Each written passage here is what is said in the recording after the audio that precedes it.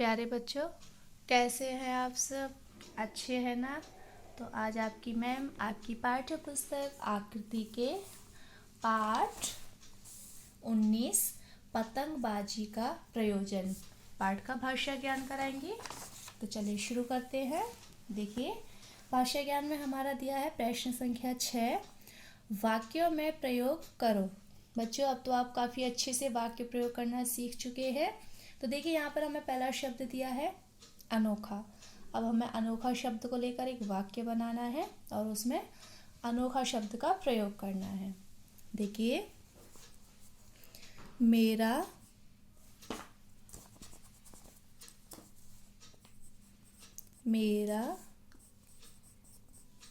मित्र सबसे अनोखा है।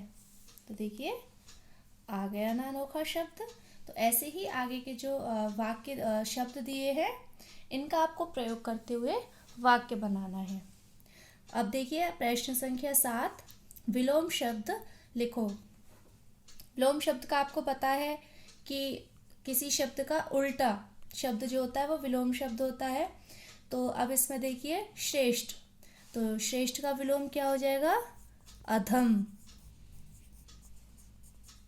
और आधार का निराधार।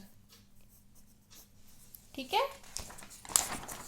तो ऐसे ही आगे के जो विलोम शब्द दिए हैं, इनका आपको स्वयं से विलोम शब्दों का विलोम लिखना है। अब देखिए, प्रश्न संख्या 8, दो पर्यायवाची शब्द लिखो। पर्यायवाची शब्द को पता है और क्या बोलते हैं? समानार्थी शब्द।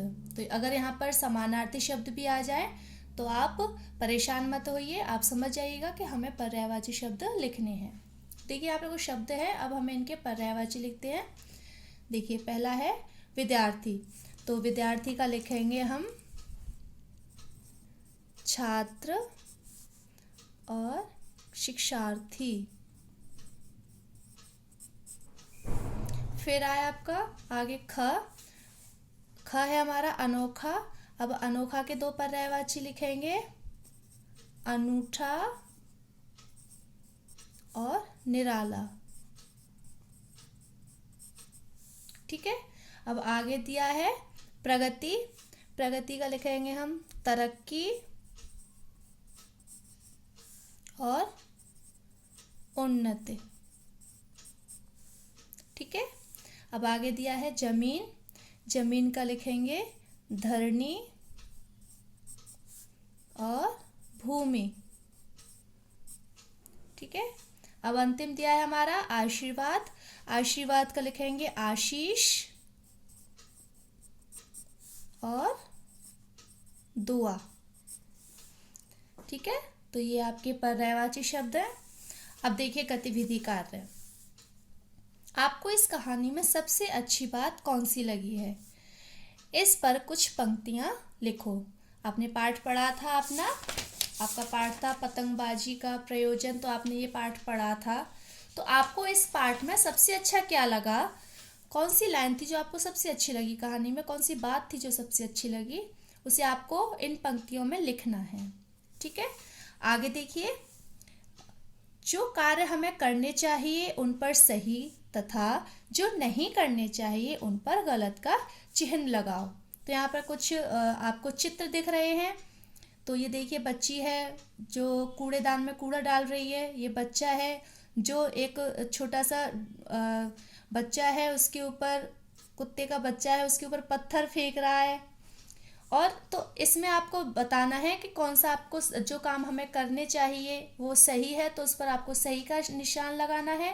और जो काम हमें नहीं करने चाहिए, यानी कि वो जो काम हम कर रहे हैं, जो बच्चा कर रहा है वो गलत है, उस पर आपको गलत का निशान लगाना है। ठीक है। तो अब आपका गृह कार्य है कि आपको पृष्ठ संख्या 105 और 106 पर प्रश्न संख्या 6, 7, 8 और गतिविधि कार्य आपको अपनी किताब में ही पूरा करना है। ठीक है।